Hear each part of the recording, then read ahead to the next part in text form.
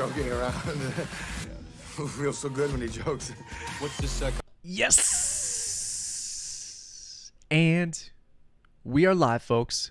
Welcome to the American Movie Podcast. If you've never been here before, don't forget to subscribe on YouTube, iTunes, all that jazz, because I go through movies, news, documentaries, Netflix series, Netflix originals, and I tend to do some trailer reactions from time to time.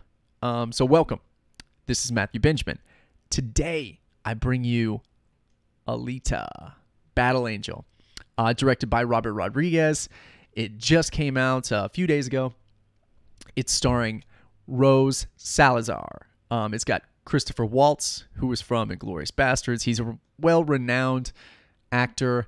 We've also got Jennifer Connelly, the beautiful Jennifer Connelly. And who else we got? And many, many more. How about that? Anyways, so this movie was a spectacle in and of itself. It was cool to watch. It was very cool to watch. And it's about Alita, who is found by this robotics engineer, and he creates these cyborgs. So Alita is this robotic core that Christopher Waltz, Dr. Ido, finds inside this giant trash heap, which is the remnants of all the trash below in this trash heap is the remnants of this amazing floating city, Solomon. So he happens to stumble upon Alita's core in Solomon's trash. He lives in Iron City, which is very below that. So you have the dichotomy of the haves and the have-nots in this giant floating city, which is crazy. It reminded me a lot of Elysium and District 9. So there was this floating thing that was this omnipotent in here. So the city of Iron City, as a visual, it was okay. I think District 9 looked cool. I think it looked just as good. It was 10 years older.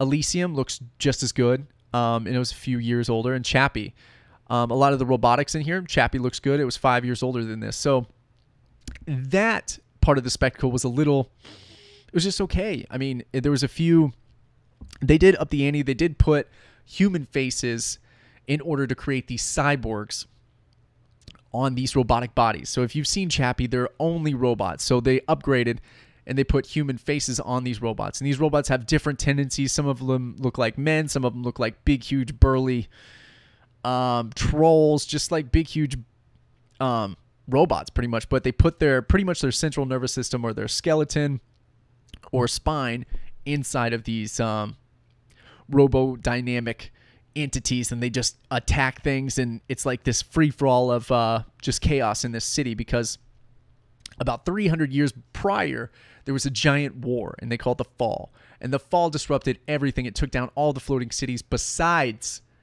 dun dun dun, Solomon. And they live under Solomon. So Alita is pretty much saved from the heap. She is completely intact, and then Christopher Waltz, Dr. Ido, the robotics engineer, cyborg engineer, puts Alita back together again.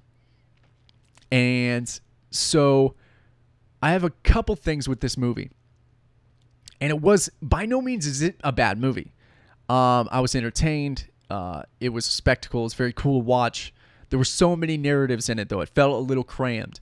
It seemed like they were just trying to please everybody and put everything they possibly could inside of this well done spectacle, which was concerning because it was just like there were so many story arcs and they were done well. It just felt crammed. It just seemed like there was this overwhelming amount of information coming in. And so when it comes to that, the pacing was weird and it felt crammed. That's about it.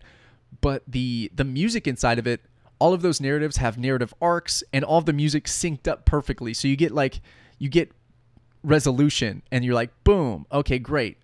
Got the chills, move on to the next thing. So you get these standardized blocks of time, but it was so standardized and it became so repetitive. You're like, okay, next thing. And you're like, man, is there going to be 3 more things? How are they going to resolve this in, 5 hours or whatever. So that in and of itself was just the only thing that stuck out hugely, if that's a word, to me. I really hope that's a word, because I'm going to sound stupid if not. So one thing that they did do really well, I was kind of picking on the computer graphics, but Alita they killed. You were never distracted by that. And that was the most important thing that they needed to nail, and that is a win to me. If you get this character who is borderline almost all CGI and it becomes distracting, that 2-hour movie seems like it's a 4-hour movie, because you're just watching just baloney the entire time, like horrible imagery. But they killed it on Alita. So that was one thing that I was very thankful for, and it was very good.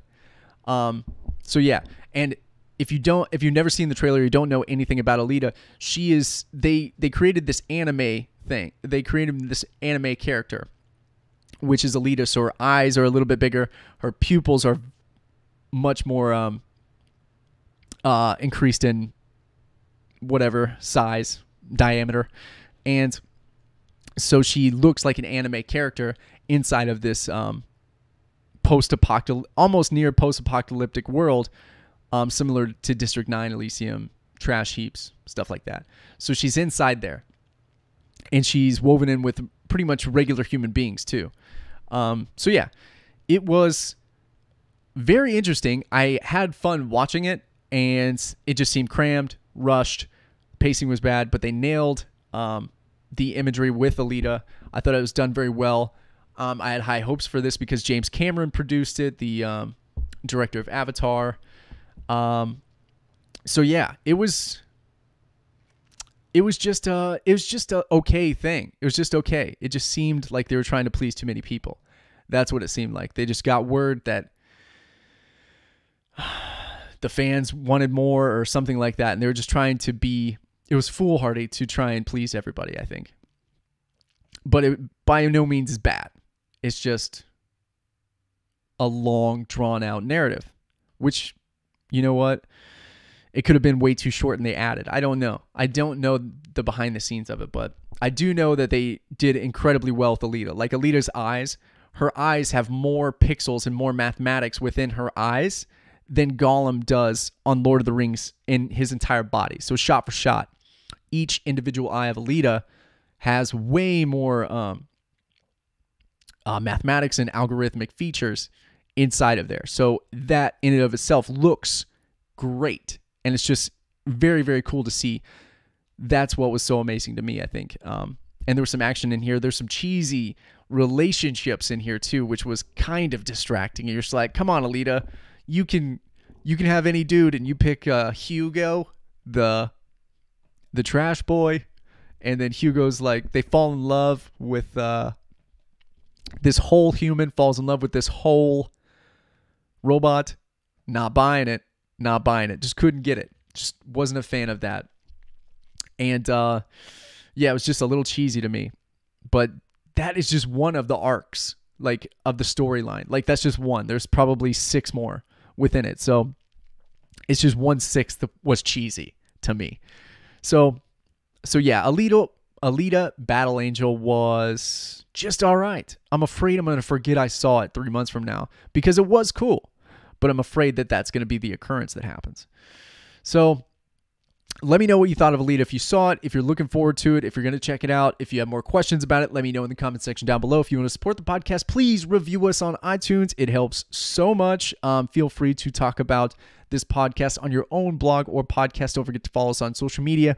All the sponsors are down below. Check them out. So until next time, thank you so much. This has been Matthew Benjamin with the American Movie Podcast.